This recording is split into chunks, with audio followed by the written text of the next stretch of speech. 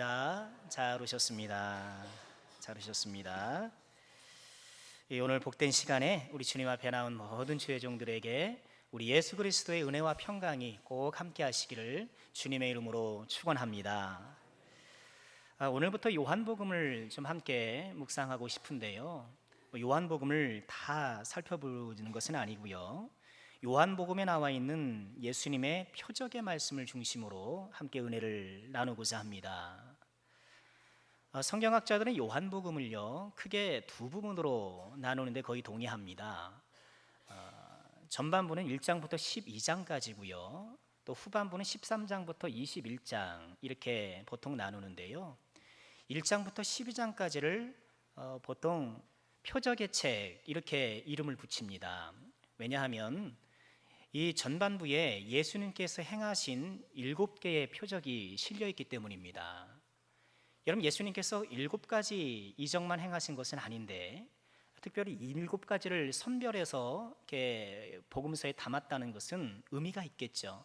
여러분 짐작하시는 대로 7은 완전 숫자잖아요. 그래서 예수님께서 행하신 표적이 이적이 완전하다, 그런 의미에서 7가지 표적을 그렇게 싣고 있는데요.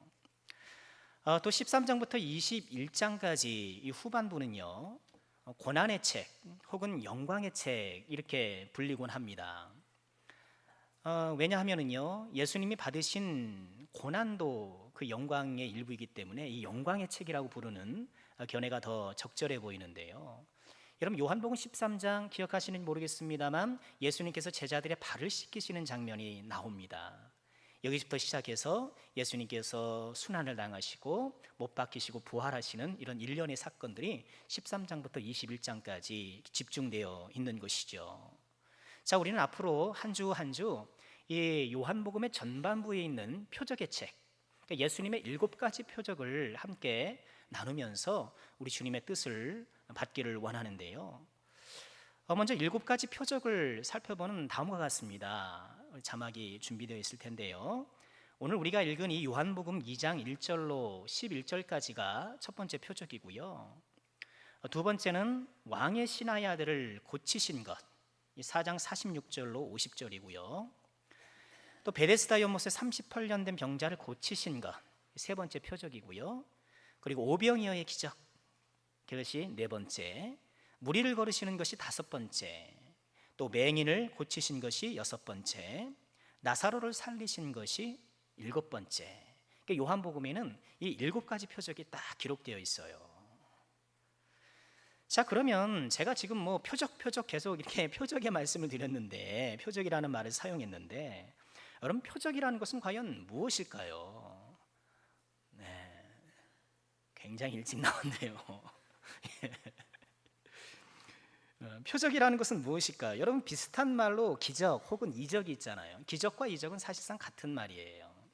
이 기적과 이적은 한마디로 이런 자연적인 현상을 뛰어넘는 초자연적인 현상을 우리는 기적이라고 말합니다. 표적은 무엇인가? 표적은요, 이 기적이 행하는 기능을 말하는 거예요. 표적이라는 것은 어떤 것을 표시한다, 혹은 상징한다, 혹은 예고한다, 이런 다양한 의미가 있는데요. 그러니까 기적을 표적이라고 부르는 것은 이 기적이 어떤 의미를 가리킨다, 그런 의미가 있는 거예요. 그래서 영어 성경은요 이 표적이라는 헬라어 단어가 세메이온인데요, 하나같이 사인 이렇게 번역을 합니다. 사인. 여러분, 이 사인이라는 의미를 우리가 가장 쉽게 이해할 수 있는 것이 야구 경기예요. 여러분, 야구 경기 보시면 감독이나 코치가 선수들에게 사인 보내지 않습니까? 막 모자도 만지고 코도 만지고 막 왔다 갔다 복잡하게 뭘 하는지 모르겠습니다만 박수도 쳐가면서 이렇게 사인을 보내는데, 여러분, 그 사인은 뭡니까? 이 사인이 선수들의 플레이를 가리키는 거잖아요. 그것을 지시하는 거잖아요. 그래서 이 사인을 보면 후에 선수들이 어떻게 플레이하는지가 거기에 딸려 나오는 것이죠. 이 사인은 선수들의 플레이를 지시하고 가르쳐주는 거예요. 이처럼 야구 코치의 사인이 선수들의 플레이를 가르치는 것처럼요, 예수님의 표적도 뭔가를 가리키는 거예요. 지시하는 바가 있어요. 여러분, 예수님의 표적들이 가리키는 바는 분명합니다. 그것은 하나같이 예수님이 메시아요, 또 하나님의 아들이라는 것을 입증 가르쳐 주는 거예요. 그래서 오늘 말씀도 나중에 우리 11절 보시면 뭐라고 결론을 맺습니까? 예수께서 이 첫 표적을 갈릴리 가나에서 행하여 그의 영광을 나타내심에 제자들이 그를 믿었다 하면서 이 표적을 펼치신 이유, 이 기적을 행하신 이유가 영광을 나타내도록. 여러분, 영광이라는 것이 무엇인가요? 영광, 우리가 다양하게 우리가 이해할 수 있습니다만 오늘 본문에서 영광이라는 것은요, 이렇게 정의할 수 있어요. 한 존재의 가장 찬란한 상태, 최고조의 상태. 그러니까 예수님께서 자신의 최고조의 상태를 나타내셨다. 사실 예수님은 최저의 상태가 없기 때문에 최고의 상태라는 말이 사실 어울리는 것은 아닙니다만, 예수님의 최고의 상태가 뭡니까? 하나님, 그죠? 예수님이 하나님이심을 나타내셨다. 예수님께서 영광을 나타내셨다는 것은 당신이 하나님이심을 보여주셨다, 이런 뜻과 같은 것이죠. 자, 그렇기 때문에 우리가 이 성경 말씀에서 특별히 예수님의 기적, 또 기적의 활용인 표적을 우리가 묵상할 때에는 피상적으로 겉모습만 보면 안 돼요. 겉모습에 집중해서는 안 돼요. 여러분, 선수가 야구 코치의 사인을 볼 때에 어떻습니까? 어이구, 저게 왜 이렇게 화려하고 현란하냐, 뭐 그러면서 뭐 절도가 있네. 그걸 보면 어떡하겠습니까? 그것이 의미하는 것, 그 사인이 담고 있는 의미를 봐야 되잖아요. 그런 것처럼 이 예수님의 표적 이야기의 어떤 겉모습, 피상적인 것만 우리가 보게 되면 중요한 것을 놓칠 수도 있다는 거예요. 예수님의 표적을 피상적으로 본다는 것은 지극히 인간적인 관점에서 본다는 거예요. 예를 들면 그런 것입니다. 오늘 말씀에서 물이 변해서 포도주로 바뀌었잖아요. 포도주 바뀌니까, 야, 그렇지, 이제 물이 변해서 포도주가 바뀌니까 나도 집에 가가지고 이 밥그릇에다 물을 떠놓고 열심히 기도해서 포도주로 바뀌는 건 조금 죄송하니까 콜라로 바꿔봐야지, 커피로 바꿔봐야지. 여러분, 이것은 잘못된 거라는 거예요. 겉핥기를 한다라는 거예요. 또는 죽은 나사로를 살리시는 것, 죽을 나사로를 살리실 때도 어떻습니까? 이 말씀을 보면서 이 기적이 보여주는, 이 표적이 보여주는 것을 봐야 되는데, 죽은 나사로가 살아났으니까 우리 예수 믿다가 잘 돌아가신, 예수 잘 믿다가 돌아가신, 말이 바뀌었네요. 예수 잘 믿다가 돌아가신 우리 엄마도 좀 살아났으면 좋겠다 하면서 모여서 기도하고, 옛날에 그런 얘기가 있었다고 저는 들었거든요. 여러분, 그것은 말씀을 잘못 이해하고 있다라는 거예요. 물론 우리 하나님은 전능하신 하나님이라 지금도 여전히 이런 능력을 행하실 수 있어요. 충분히 물을 포도주로 만드실 수 있고요, 하나님의 뜻이라면 죽은 사람도 지금 살려낼 수 있으신 분이세요. 그렇지만 하나님은 얼마든지 가능하지만 그런 우리의 얕은 필요 때문에 이런 자연 질서를 교란시키는 그런 일은 하지 않으시는 것이죠. 자, 우리는 표적의 현상이 아니라 표적이 담고 있는 영적인 의미, 이것이 주는 신앙적인 교훈, 우리가 이것을 따라가야 되는데요. 손가락이 달을 가리킨다면 뭘 봐야 되겠어요? 달을 봐야지요. 손가락을 보는 것이 아니라. 자, 우리 함께 오늘 말씀 속으로 들어가기 원하는데요. 오늘 이야기는 우리가 너무 잘 아는 말씀이고요. 배경은 어떻습니까? 예수님께서 그 모친과 또 제자들과 함께 한 혼인잔치, 어딘가요? 갈릴리 가나에 있던 혼인잔치에 참석하신 것으로 시작됩니다. 이 가나라는 동네는요, 우리는 초콜릿이 먼저 생각날지 모르겠는데 갈대라는 뜻을 갖고 있대요.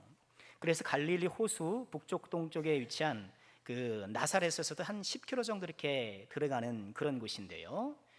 더 북쪽 지역에 아셀지파 영역에 속한 그 가나가 또 있대요. 여러분, 우리나라에도 같은 지명이 많잖아요. 가나가 또 있어서 그것과 구분해서 이 가나를 갈릴리 가나 이렇게 부르곤 했다는 것입니다. 오늘도 이 성지순례를 가면은요, 예수님이 기적을 기념해서요, 가나 혼인잔치 기념교회 이렇게 세워져 있습니다. 전 제가 직접 찍은 사진입니다. 엄청 못 찍었죠. 가나 혼인잔치 기념교회가 있고요. 이 교회 지하에 가면 예수님 당시에 사용하던 돌 항아리가 전시되어 있습니다. 돌 항아리도 보여주셔요. 저렇게 전시되어 있는데요. 얼핏 보기에 좀 큰 절구 같아요. 우리 그 집에 있는 돌절구가 옛날에 있고 그랬잖아요. 그 절구 같은데 보통 절구보다는 훨씬 크고요. 그 안을 들여다보면 이렇게 구멍이 있어서요. 다음 그림 보여주세요. 구멍이 있어가지고 이렇게 물을 담도록 구멍이 뭐 생각보다 이렇게 큰 것 같지는 않더라고요. 뭐 사람들은 주장하기를 저 돌 항아리가 예수님께서 물로 포도주를 만드실 때 사용했던 바로 그 돌 항아리다 이렇게 주장합니다만 별로 그럴 가능성은 없어 보여요. 그냥 비슷하다. 그때와 뭐 유사하다 뭐 이렇게 보는 것이 마땅할 것 같습니다. 자, 예수님께서 이처럼 갈릴리 가나의 한 혼인잔치에 참석하셨는데요. 그런데 잔치집에 문제가 생깁니다. 포도주가 떨어진 것이죠. 잔치집은 보통 잔치는요 신랑집에서 한 일주일간 이렇게 진행됐다고 해요.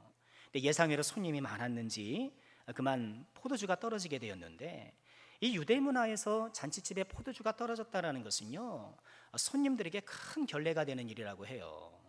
여러분 그렇잖아요. 우리도 뭐 손님을 초대해놨는데 음식이 떨어졌다 얼마나 죄송스러운 일입니까? 신뢰가 분명하지요. 그런데 훨씬 더 어떤 그런 신랑, 잔치를 베푸는 신랑의 명예가 훼손될 만큼 두고두고 얘기되는 거예요. 아이고 저 사람 잔치집 때 포도주가 떨어졌어, 포도주가 없었어 이렇게 두고두고 얘기될 만큼 큰 신뢰거리라고 하는데요. 자, 이렇게 포도주가 떨어지자 예수님의 어머니 마리아가 예수님께 이렇게 말하지요. 저들에게 포도주가 없다 이렇게 말합니다. 3절에 보니까. 그래서 일부 학자들은요 마리아가 이렇게 포도주 떨어진 거에 신경 쓰는 것으로 보아서 아마도 이 잔치집에서 음식 만드는 일을 마리아가 맡았던 것 아닌가 그렇게 추측하기도 하는데요. 그런데 예수님이 어떻게 반응하시나요? 여자여 나와 무슨 상관이 있나이까? 내 때가 아직 이르지 아니하나이다. 예수님의 반응은 조금 우리의 기대와는 달라요. 거절하시는 듯해요. 하지만 거절은 아니죠. 이어지는 내용을 보니까 그럼에도 불구하고 마리아는 일하는 사람들에게 예수님이 말씀하시는 대로 그대로 행하라 이렇게 얘기를 했고 또 그대로 행했던 이 사람들 덕에 또 기적이 일어나게 된 것이죠. 자, 예수님과 마리아의 대화에는 좀 설명이 필요합니다. 카톨릭에서는요 이 말씀을 마리아에게 기도하는 근거 부문으로 삼아요. 왜 마리아에게 우리가 기도할 수 있는가? 봐라, 예수님이 자기 때가 아니라고 말씀하셨는데 어머니 마리아가 부탁하니까 자기 때가 아님에도 이렇게 기적을 보여주시지 않았느냐? 그러니 잠 깨라고 우리 하나님이 잠 깨라고 그러시는 모양입니다. 예, 뭐가 문제인지 좀 보시기 바랍니다. 카톨릭에서는 그렇게 본다는 거예요. 얼핏 보면 그래 보이잖아요. 그러니까 우리 마리아한테 기도하면은 예수님이 잘 들어주신다 이렇게 생각을 하는 거예요. 여러분 우리도 그렇잖아요. 누구한테 뭘 부탁할 때 그 사람하고 친한 사람한테 부탁하면 효과적일 거 생각하니까 아는 사람 없어 이렇게 수소문하잖아요. 하지만 이것은요 본문 말씀에 대한 그야말로 피상적인 이해예요. 여러분 우리 개혁주의 신학에서는 오히려 정반대로 봅니다. 여러분 보실까요? 마리아가 요청했을 때 예수님이 뭐라고 대답하십니까? 어머니 이렇게 대답하지 않고 여자여 이렇게 대답을 하셔요. 사실 굳이 이렇게 호칭을 안 해도 되지 않습니까? 예수님이 당신한테 말한 걸 모르겠어요? 그냥 나와 상관이 없습니다 이렇게 직접 말해도 되는데 굳이 호칭을 넣어요. 그런데 그 호칭이 어머니가 아니라 여자여이에요. 여러분 여자여라는 이 표현은요 이 당시에 여인을 존중해서 부르는 그런 표현이라고 해요. 그래서 마태복음 15장에 보면 예수님이 귀신 들린 딸 때문에 찾아온 가나안 여인에 향하여서도 여자여 내 믿음이 크도다 이렇게 말씀하셨고요. 십자가에 달리셨을 때도 어땠습니까? 요한을 이제 마리아를 섬기는 아들처럼 이렇게 세워주시면서 여자여 아들입니다. 요한을 일컬어 아들입니다. 이렇게 또 여자여라고 부르셨습니다. 예수님은요 어머니라고 부르지 않고요 여자여라고 이렇게 공손한 표현을 하면서요 동시에 이렇게 부르시는 것은요 지금 이 마리아의 요청이 어머니의 요청이 아니라 한 여인의 요청이라는 것을 예수님이 이렇게 말씀하시는 거예요. 어머니의 요청이 아니라 한 여인의 요청. 그렇기 때문에 어머니의 요청이기 때문에 들어줬다는 것이 아니고요, 오히려 예수님이 어머니가 요청했지만 그것을 일반화시켜서 여인으로 바꾸셔서 오히려 마리아에게 기도하지 못하도록 하셨다.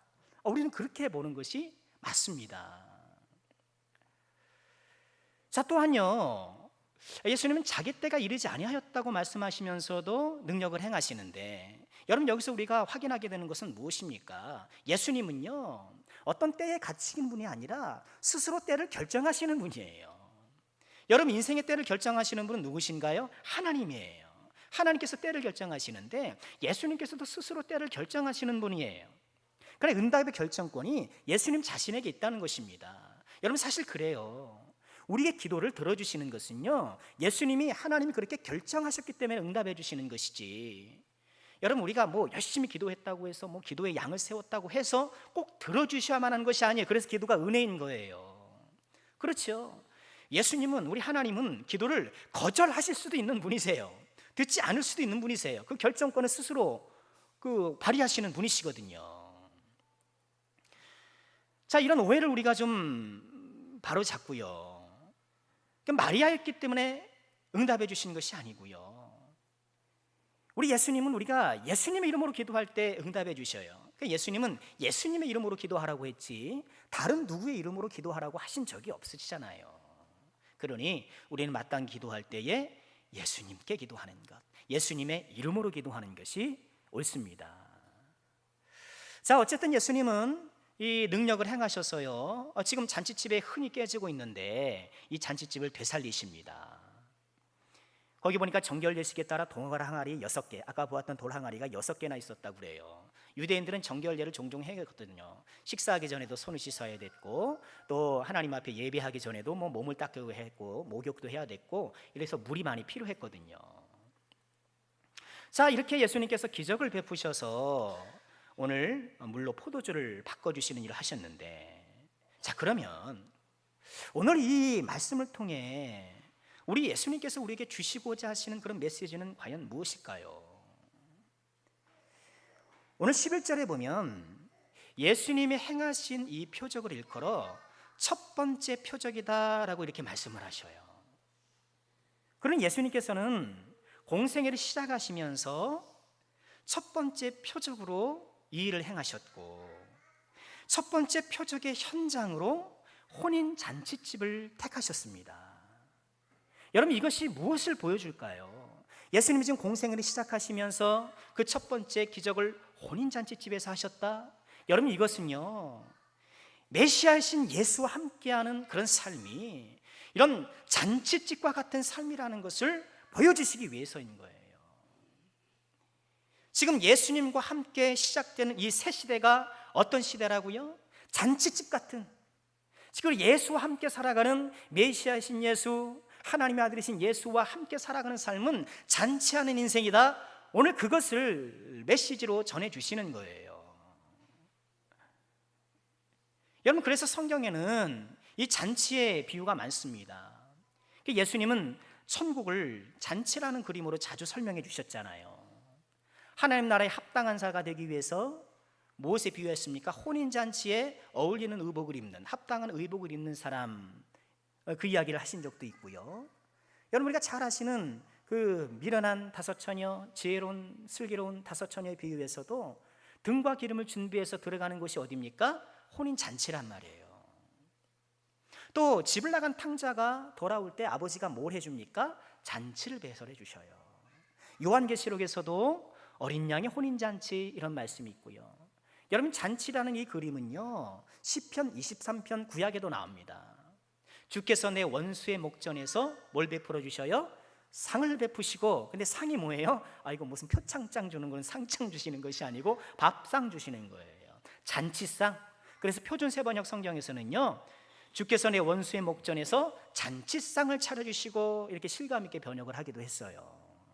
여러분 그렇습니다. 우리 성경이 말하고 우리 예수님께서 말씀하시는 예수님과 함께하는 메시아 안에서 살아가는 새 시대는요, 잔치하는 삶이라는 거예요. 여러분 잔치엔 뭐가 있습니까? 풍요로움이 있어요. 여러분, 잔치에는 즐거움이 있습니다. 잔치에는 활력이 있습니다. 여러분, 그래서 잔치를 다 좋아하지 않습니까? 요즘 잔치를 다 저기 뭐 뷔페 가서 이렇게 해가지고 옛날만큼 흥이 안 납니다만, 옛날에 집에서 잔치할 때 어떻습니까? 온 동네 사람들 다 모여서 뒤치고 대치고, 그렇지요? 아이들도 신나고, 동네 강아지도 신나가지고 막 뛰어다니고, 뭐 동네가 들썩들썩하지 않습니까? 여러분, 예수 믿음이라는 바로 이 잔치, 천국 잔치의 삶을 살아가는 것, 우리 예수님께서는 첫 표적을 이런 잔치 자리에서 행하심을 통하여서 우리에게 증거해주고 계신다는 거예요. 여러분, 그런데 문제는 무엇인가요? 우리 예수님께서는 이처럼 예수님과 함께하는 이런 천국의 삶을 잔치로 설명해 주시고 잔치 삶을 펼쳐주기를 원하시는데, 나는 과연 지금 예수와 함께하는 이 삶이 잔치의 삶인가?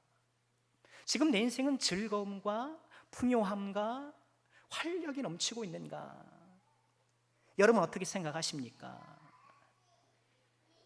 예수님은 잔치라고 말하는데 우리는 초상집 같고, 여러분, 그래서 교회 나올 때 여러분 어떤 마음으로 나오셨나요? 지금 앉아 계신 여러분의 마음은 잔치집에 온 마음입니까? 여러분, 우리는 예수님은 잔치라고 말씀하시는데 잔치 같지 않은 것 같은 것이 우리의 현실이 아니냐 하는 거예요. 예수 믿는 즐거움, 천국의 잔치를 나는 지금 맛보고 살아가고 있는가? 여러분, 우리에게 소망이 있는 것은요, 오늘 말씀을 보니까 포도주가 떨어져서 지금 흥이 꺼지고 엉망이 될 뻔일 이 잔치집을 누가 지금 되살려 주셔요? 예수님이 되살려 주고 계신다는 거예요. 예수님께서 이 잔치집을 회복시켜 주시는 것인데요, 여러분, 사랑하신 우리 예수 그리스도의 능력 가운데에 우리의 믿음 생활이 잔치집처럼 회복되어지고 활력 넘치는 그런 은혜가 꼭 있으시기를 주님의 이름으로 축원합니다. 자, 그럼 천국 잔치의 즐거움, 저는 예수 믿는 즐거움, 이걸 같이 좀 사용하고 싶은데요, 이것을 회복하기 위해서 우리에게 필요한 것은 무엇일까요? 여러분, 오늘 말씀 속에서 우리 예수님은 어떤 것들을 사용하셔서 이 잔치집을 회복시키고 계시는가? 첫 번째는요, 기도예요. 기도. 천국 잔치를 회복시키는 첫 번째 요소는요, 기도더라는 거예요. 여러분, 잔치집에서 지금 뭐가 떨어졌습니까? 포도주가 떨어졌어요. 잔치집이 지금 위기에 처해 있습니다. 그런데 이 상황에서 마리아가 뭐 하고 있습니까? 이 문제를 예수님께 들고 나가요. 아니, 포도주가 떨어졌으면 포도주 판매하는 사람에게 물을 일이거나 아니 어디 마트를 갈 일이지, 그걸 예수님께 가져오고 있는 거예요. 여러분, 이것이 마리아가 칭찬받아 마땅한 일이라는 거예요. 여러분, 마리아를 우상화하는 것은 정말 잘못된 것입니다만, 여러분, 마리아가 훌륭한 여인이면은 틀림없습니다. 우리가 본받아야 될 것 많이 있지만 특별히 오늘 말씀 속에서 이런 문제를 갖고 주님 앞에 나가는 거예요. 주님 앞에 기도하는 거예요. 여러분, 지금 나에게 예수 믿는 즐거움이 천국 잔치가 느껴지지 않는다면 우리가 해야 할 일들은 명확해요. 여러분, 거기서 기도하는 것입니다. 예수 믿는 즐거움은 기도의 즐거움이에요. 틀림없습니다. 여러분, 예수 믿는 즐거움은 세상이 주는 것과는 다르잖아요. 여러분, 일전에도 제가 기쁨에 대해서 한번 설교한 적이 있었는데요, 여러분, 우리의 문제는 무엇입니까? 우리가 기뻐하는 것들이 굉장히 왜곡되어 있다는 거예요. 예수를 믿는 우리도 세상 사람들하고 기쁨의 이유가 똑같다는 거예요. 거의 대외 없이. 세상 사람들이 기뻐하는 그것을 내가 가져야 나도 기쁜 거예요. 여러분, 그 예수를 믿을 이유가 없는 것 아닙니까? 여러분, 예수님을 믿는 즐거움은 또 다른 차원 아니겠습니까? 물론 우리 예수님께서는 세상의 것들을 동원하셔서 우리를 즐겁게 해주시는 것은 틀림없습니다만, 우리의 진짜 기쁨은 어디에서 옵니까? 이제 명절이 다가오는데 여러분, 우리 자녀들이 뭐 선물 하나씩 들고 올 것 아닙니까? 그 선물이 그냥 그리워가지고 자녀를 기다리는 부모가 어디 있겠습니까? 자녀가 그리운 것이죠. 자녀가 보고 싶은 것이죠. 그런 것처럼 예수님께서 우리에게 주시는 선물도 참 귀하지만 우리의 기쁨은 어디에 있어야 돼요? 예수에 대한 기쁨, 예수에 대한 즐거움이 있어야 한다는 거예요. 여러분, 그 즐거움이 어디에서 나올 수 있을까? 오늘 말씀은 그것이 기도라고 우리에게 말씀하고 있는 것입니다. 여러분, 예수님에 대한 즐거움을 모른다면서 기도하지 않는 것은요, 배고파 개복하면서도 밥 안 먹는 거랑 똑같은 거예요. 기도의 즐거움을 누리지 않고서는요, 예수 믿는 즐거움을 누릴 수가 없다라는 거예요. 귀신 들린 청년을 우리 예수님께서 고쳐주셨잖아요. 제자들이 막 못하고 막 벌벌벌벌 기고 있을 때 예수님 뭐라 그러셨습니까? 기도 외에는 이런 종류가 나올 수 없다. 기도 외에는 이런 능력이 나올 수 없다. 여러분, 귀신을 쫓아내는 것뿐만이겠습니까? 여러분, 기도 외에는 예수 믿는 즐거움의 능력이 나올 수가 없는 거예요. 여러분, 그러니 내가 예수 믿는 즐거움을 회복하고 천국 잔치의 삶을 살기 원하신다라면요, 이제부터 뭘 하셔야 돼요? 기도의 자리를 찾아가셔야 되는 거예요. 틀림없습니다. 틀림없습니다. 두 번째, 오늘 천국 잔치가 회복되는 요소를 살펴보면요, 순종이에요. 순종이에요. 오늘 잔치집이 다시 활력 있게 된 데에는요, 이름 없는 하인들의 착실한 순종이 있었기 때문입니다. 여러분, 지난주에 우리가 순종 말씀을 나누었는데 여러분 어떤가요? 오늘 또 순종이네. 여러분 매일매일 들으면 또 어떻습니까? 중요한 건 정말 우리의 순종이 나오냐가 중요한 건 아니겠습니까? 여러분, 마리아가 일하는 사람들에게 오늘 5절 말씀 보니까 뭐라 그럽니까? 무슨 말씀을 하시든지 그대로 하라. 저는 이 말씀이요, 순종을 아주 정확하게 정의한 말씀이라고 봐요. 순종이란 무엇인가? 무슨 말씀을 하시든지 그대로 하는 것, 이 순종이에요. 여러분, 우리 순종의 대상이 뭐예요? 무슨 말씀을 하시든, 그러니까 내 마음에 들거나 내 감정과 지식에 맞아떨어지는 말씀이 아니고 무슨 말씀이든 이게 순종의 대상이고요. 순종의 방법은 뭐예요? 그대로 하는 것, 말씀하신 그대로 하는 것. 이것은요, 반드시 어떤 문자주의에 갇히는 것만이 아니고 이렇게 말씀하신 뜻과 의도에 맞춰서 하는 것. 그렇기 때문에 순종은 좀 비유하자면 저는 주문 제작이 아닌가 싶어요. 주문 제작. 여러분, 주문 제작을 잘하는 분은 어떻습니까?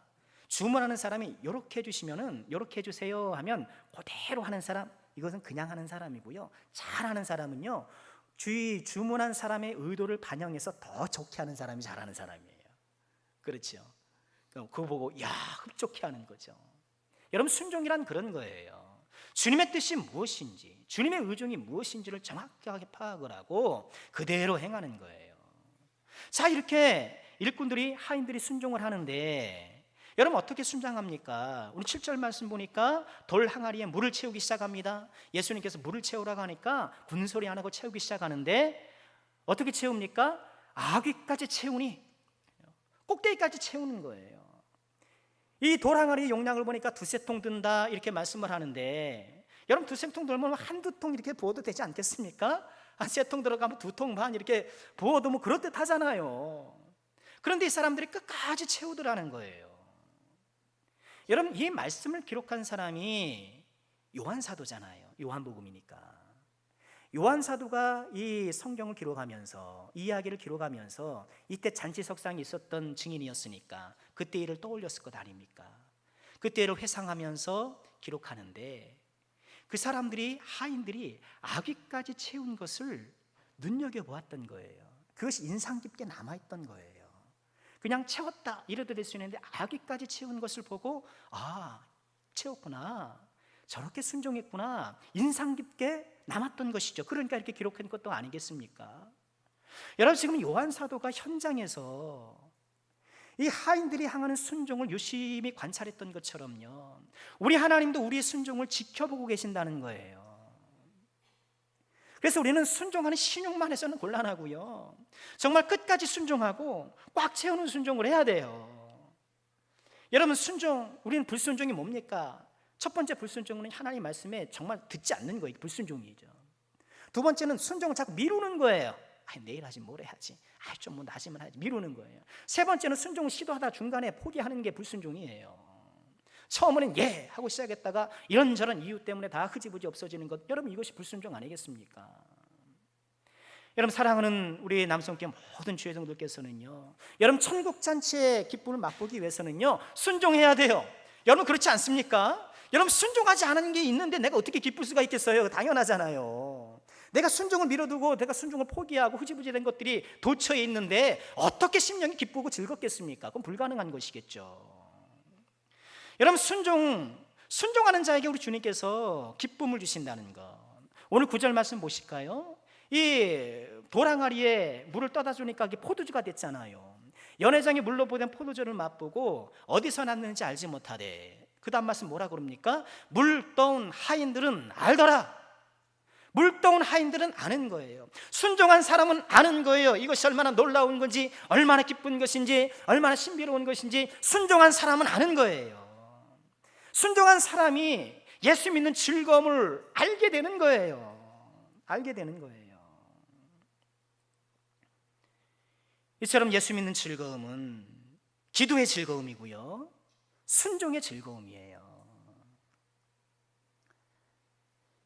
예수님께서 천국 잔치를 회복하는 과정 가운데에 이런 기도와 순종의 요소를 사용하셨는데요, 그런데요, 이 잔치집이 다시 살아날 수 있었던 결정적인 요인이 있습니다. 결정적인 요인이 있어요. 그건 무엇일까요? 예수님이 거기 계신 거예요. 예수님이 그 잔치집에 계신 거예요. 여러분, 예수님이 계시지 않았더라면 마리아가 요청할 수도 없고 기도할 수도 없고, 그렇죠? 뭐 하인들이 뭐 순종할 수도 없고, 아니 뭐 돌 항아리에 물이 철철 넘치도록 채웠다 한들 무슨 역사가 나타났겠습니까? 천국 잔치의 기쁨, 예수 믿는 즐거움을 회복하기 위해서 저 여러분들이 힘써야 될 것은요, 예수님이 내 안에 계시는 거예요. 예수님이 내 안에 계시는 것. 좀 더 정확히 말씀드리면 예수님이 내 안에 살아계시는 것. 예수님이 살아계시는 것. 여러분이 잔치를 준비하면서 이 잔치의 주인이 얼마나 많은 준비를 했겠습니까? 혼인잔치이니까 뭐 새로 신방도 꾸몄겠지요. 우리를 치면 뭐 가구도 새로 드리고 가전제품도 새로 사고, 뭐 청소도 하고 뭐 초청도 하고, 뭐 손수 음식 준비하는 게 보통 일이 아니잖아요. 그런데 그 많은 준비 가운데 이 집주인이 가장 잘한 것은요, 예수님을 초청한 거예요. 예수님을 오시도록 한 거예요. 이것이 가장 잘한 거예요. 여러분, 우리가 많은 일로 분주할 수 있어요. 이렇게 저렇게 여러 가지로 우리 인생을 잔치집처럼 꾸밀 수 있도록 여러분 우리가 많은 노력들을 하지 않습니까? 여러분, 그러나 예수님이 계시지 않으시면 그 잔치집이 살아날 수 없는 거예요. 예수님이 그 자리를 차지하고 당신이 마땅히 앉으셔야 될 그 자리, 여러분 오늘 말씀에서 예수님이 어떤 자리에 앉았는지 모르겠습니다. 그러나 분명한 것으로는 마음의 상석, 우리 인생의 최고 높은 자리에 예수님을 모셔야 되지 않습니까? 예수님께서 마땅히 앉으셔야 될 그 자리에 앉아 계시는 것. 그래서 내 마음 가운데 역사하시고 내 마음 가운데 말씀을 일으켜 주시고, 이름을 통하여서 예수님이 내 안에 좌정하사 다스리시는 이 은혜. 여러분, 안타까운 것은요, 우리가 살아가면서 예수 없이 살아갈 때가 적지 않다는 거예요. 예수 없이 살아갈 때. 여러분, 이 자리에 참석하신 저와 여러분 우리 모두 가운데 예수를 믿지 않는 사람이 뭐 어디 있겠습니까? 그런데 예수는 믿지만 나는 예수가 살아있는가? 내 마음속에 예수가 살아있는가? 여러분, 예수님 없이도 기도할 수 있어요. 아이고, 어떻게 무슨 그런 말씀을 다 하십니까, 목사님? 예수 없는 기도가 있을 수 있다니까요. 누가복음 18장에 보니까 바리새인과 세리의 기도가 나오지 않습니까? 바리새인이 기도하러 갔잖아요. 어떻게 기도합니까? 따로 서서 기도해요. 다른 사람 다 볼 수 있도록 따로 서서 다 기도하면서, 저는 토색 불이 가늠하지 않으니 너무너무 감사합니다. 저는 저 세리와 같지도 않아서 너무너무 감사합니다. 저는 일주일에 이틀씩 금식 기도하고 11조를 주님께 드립니다. 기도를 하는데 기도가 아니에요. 기도를 하는데 말은 기도인데 기도가 아니에요. 기도를 빙자하여 비교하고 정죄하고 자기 자랑하고, 기도가 아니더라는 거예요. 여러분, 우리가 정말 조심해야 될 게 이거예요. 기도하는데 기도가 아니에요. 예배 드리는데 예배가 아니에요. 섬기는데 섬김이 아니에요. 믿음 생활하는데 믿음 생활이 아니에요. 어떨 때? 예수가 내 안에 없을 때. 예수가 내 안에 없을 때. 여러분, 예수님 믿는 즐거움을 누리기 위해서 순종이 필요하다는 말씀을 드렸습니다. 여러분, 순종이 안 되는 이유가 뭘까요? 우리 지난주에 말씀도 살펴봤습니다만, 내가 그 안에 그가 내 안에, 내가 예수 안에 예수가 내 안에, 이게 안 되면 순종이 안 되는 거예요. 예수가 살아있지 않고 마땅히 죽어야 될 내 옛자아가 버젓이 살아가지고 내 안에서 주인 행세하고 왕노릇 하는데 어떻게 우리가 순종할 수 있겠습니까? 예수 믿는 즐거움, 천국 잔치 기쁨을 회복하기 위해서는요, 우리가 예수 안에, 내가 얘 안에 예수께서 살아가셔야 돼요. 여러분, 스스로 한번 우리 자문했으면 좋겠습니다. 나는 지금 예수가 살아있는가? 예수가 살아있는가? 여러분, 우리는 어떻게 내 안에 예수가 살아있는 삶을 살 수 있을까요? 물론 여러 가지 우리가 적용해서 볼 수 있겠습니다만, 저는 이 아침에 한 가지 적용을 나누고 싶어요. 그것은요, 예수님께서 내 안에 살아계시도록 하시는 것은요, 어려운 것이 아니고 예수님을 자주 생각하는 것입니다. 예수님을 자주 생각하는 거예요. 예수님을 요즘 흔히 하는 말로 소환하는 거예요. 예수님을 소환하는 거예요. 지난 아시안 게임 때 여러분 축구 우리가 열심히 재밌게도 봤지 않습니까? 축구 경기를 보니까 최용수 해설위원 이 사람이 해설을 하더라고요. 그런데 사투리도 많이 쓰고 잘 못 알아듣겠더라고요. 이렇게 좀 발음이 해설할 수 있는 그런 발음은 아닌 것 같은데, 부정확하고. 그런데 사람들이 재밌다는 거예요. 왜 그래요? 축구 해설하면서 여러 사람들을 소환한다는 거예요. 누구를 소환해요? 축구를 경기를 막 중계하다 보니까 어떤 선수가 공을 뻥 하고 저 위로 올려차요. 그럼 누구를 소환합니까? 2002년 월드컵 때 똥볼을 찼던 자기 자신을 소환하는 거예요. 저는 더 심했어요 이러면서 자기 자신을 소환하더라고요. 또 황선홍 선수를 소환하고, 황선홍 선수, 여러분 축구를 관심 있게 보시는 분 어떻습니까? 찼다 하면 다 골대로 넘어가고, 찼다 하면 골대로 넘어가고, 얼마나 원성을 많이 샀습니까만. 이렇게 자꾸 소환한다는 거예요. 여러분, 하루하루의 삶 속에서 우리가 주님을 얼마나 소환하고 있는가? 내 생각이, 여러분, 어떤 미국의 대학교의 조사에 따르면 우리가 하루에 5만 가지 생각을 실제로 한다고 그러는데, 어떻게 그걸 했는지 좀 모르겠습니다만, 여러분, 과연 예수님은 얼마만큼 내 생각에 찾아와 계시고 있는가? 하루를 살아도 예수님 한 번 생각하지 못하고, 그러니 예수님과 동행하는 것이 불가능하고, 예수님과 대화하는 것도 불가능하고, 그렇게 살아갈 때가 얼마나 많으냐는 거예요. 여러분, 눈에 보이지 않는 예수님과 동행하는 방법이 뭐겠습니까? 예수님을 생각하는 거예요. 예수님을 자주 소환하고 예수님을 생각하는 것, 여러분, 이것이 예수님과 동행하는 방법 아니겠습니까?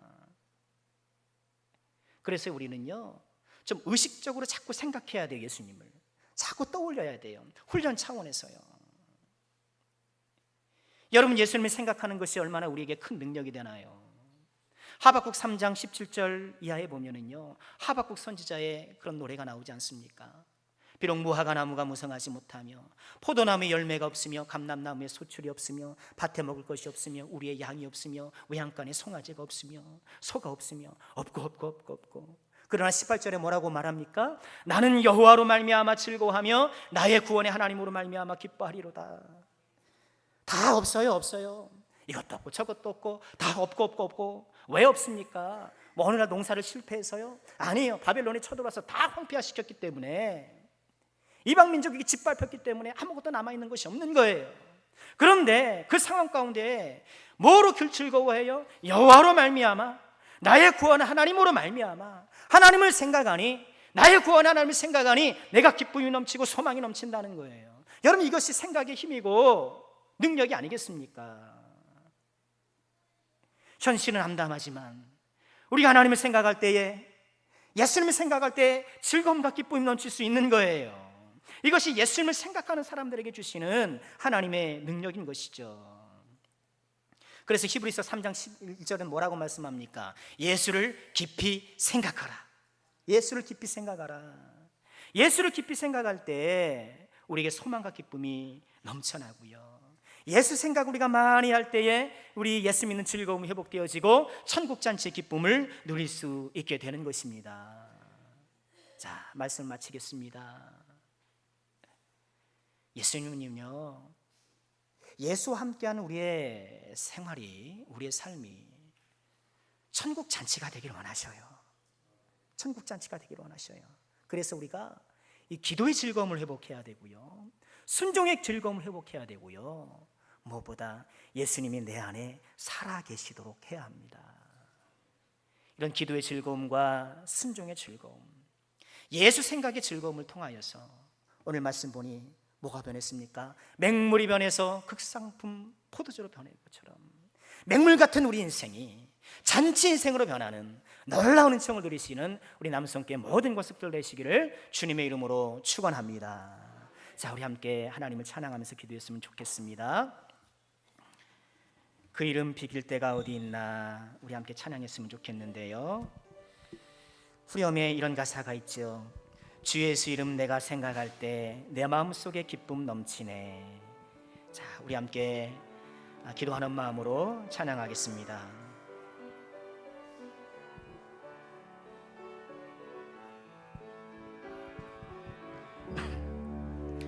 그 이름 빌 때가 어디 있나, 잴 수도 없고 셀 수도 없는 귀하신 이름, 놀라우신 이름, 참되신 이름, 우리 주 예수. 주 예수 이름 내가 생각할 때 내 마음속에 기쁨 넘치네. 우리의 소망 구원 되시는 주, 그 이름 비길 때여 비탄에 빠진 가련한 영혼, 슬픔의 한계 걷어지우고 즐거이 새 생명 새 힘을 얻어 쓰라린 상처 아무렇고. 주 예수 이름 내가 생각할 때, 주 예수 이름 내가 생각할 때 내 마음속에 기쁨 넘치네. 우리의 소망 구원 되시는 주, 우리의 소망 구원 되시는 주, 그 이름 비길 때 어디 있나. 이 세상 모든 것이 없어져도, 이 세상 모든 것이 없어져도 그 이름 오늘 더욱 빛나리. 내일도 영원토록 증거되며 찬란한 빛을 더욱 발하리. 찬란한 빛을 더욱 발하리. 주 예수 이름 내가 생각할 때, 주 예수 이름 내가 생각할 때 내 마음속에 기쁨 넘치네. 우리의 소망 구원 되시는 주, 그 이름 비길. 우리 절로 찬양하겠습니다. 비탄에 빠진 가련한 영혼이, 비탄에 빠진 가련한 영혼, 슬픔의 한계 걷어치우고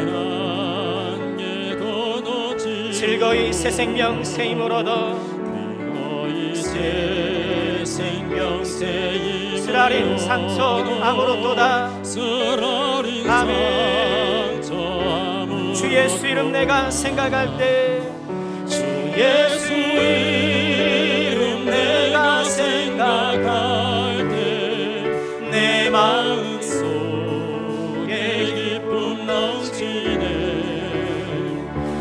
우리의 소망 구원 되시는 주 그 이름 믿 주 예수 이름 내가 생각할 때 주 예수 이름 내가 생각할 때 내 마음속에 기쁨 넘치네.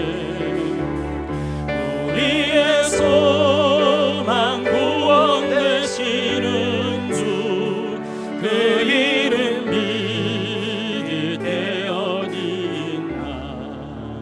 우리 함께 기도하겠습니다. 여러분들 안에 예수가 살아계신가? 우리는 이 질문을 하지 않을 수 없습니다. 바빠서 너무 생각할 게 많아서 우리는 예수님을 한 대 치우고 예수 없이 살아가고 있지는 않습니까? 하나님, 내가 살아있는 예수와 살게 해 주옵소서.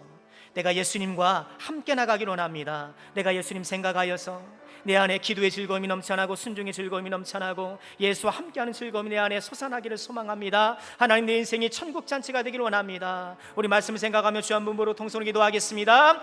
주여, 아버지 하나님 도와주시기를 간절히 바라고 합니다. 주여, 상해 주시고 은혜를 주옵소서. 아버지, 잔치 생을 허락하셨지만 아버지는 추상충증으로 살아가고 있습니다. 주여, 연애갑니다. 고백합니다. 우리의 미간은 늘 굳어있고 우리의 마음은 늘 항상 아버지 하나님 어떤 때가 많이 있습니다. 주여, 긍휼히 여겨 주옵소서. 우리 안에 천국 기쁨 잔치의 즐거움을 회복시켜 주시기를 간절히 바라고 하나이다. 잃어버렸던 기도의 자리를 찾아가기를 소망합니다. 아버지 하나님, 미루었던 순종을 다시 한번 주여 다짐해보기를 원합니다. 하나님 아버지, 무엇보다 우리 안에 예수께서 살아계시기를 소망합니다. 예수와 함께하는 네 안에 예수가 살아 역사하는 그런 생이 될 수 있도록 주여 도와주옵소서. 믿는다고 하지만 예수를 믿는 것은 틀림없지만 아버지 내 안에 살아 역사하지 못하고 아버지 주고 계시는 예수님, 아버지 주여 내 마음이 한켠에 아버지 숨죽이고 기다리고 계시는 주님, 아버지 그 주님은 아닌지요. 주여, 아버지 하나님, 다시 한번 우리 주님께서는 우리 시간에 아버지 하나님 내 심령의 중앙에 찾아오길 소망합니다. 아버지 내 마음에 좌정하여 주시고 아버지 가장 높은 자리, 아버지 가장 중심되는 자리에서 아버지 다스려 주시기를 간절히 바라고 하나이다. 아버지 예수와 함께하는 예수가 가득한 인생이 되기를 원합니다. 아버지 내 생각, 내 아버지 내 감정, 내 뜻이 아니라 예수로 가득한 인생이 되기를 간절히 바라고 하오니 우리 주여 붙들어주시고 역사해 주옵소서. 늘 항상 아버지는 그런 다짐과 생각은 있지만 아버지 부족한 것뿐입니다. 아버지 다짐으로 끝나고 아버지 하나님 주여 생각으로만 끝날 때가 얼마나 많이 있습니까? 아버지 하나님 주님, 아버지님과 동행할 수 있도록 내 안에 예수님이 살아있도록 아버지 그 예수님과 동행하고 그 예수님과 대화하고 예수님을 찾고 예수님을 이야기하고 아버지 내 안에 예수가 넘칠 수 있도록 아버지 하나님 내 입술에 예수가 넘칠 수 있도록 내 생각에 예수가 넘칠 수 있도록 주여 붙잡아 주시고 역사해 주옵소서. 하나님 함께 해주시기를 간절히 바라고 합니다. 주여 도와주옵소서. 은혜로우신 아버지 하나님 감사합니다. 하나님, 연약한 저희들을 불러주시어서 천국잔치의 일원으로 참여할 수 있도록 우리 인생 가운데에 잔치를 허락해 주니 참으로 감사합니다. 아버지, 그러하오나 우리 인생은 너무나도 하나님 연약한 것뿐이 없고 주여 암울하고 어두운 것뿐이오니 주여 긍휼히 여겨 주옵소서. 우리 안에 천국잔치가 예수 믿는 즐거움이 회복되기를 원하오니 주님 역사하여 주옵소서. 잃어버린 기도의 즐거움을 회복하게 도와주시고 주여 미루었던 순종의 즐거움을 되찾게 도와주시고 무엇보다 내 안에 찾아오신 예수님을 내 마음의 중앙에 모시고 내 아버지는 내 가장 높은 자리에 모시어서 살아계신 예수님과 동행한 우리가 될 수 있도록 주여 역사해 주옵소서.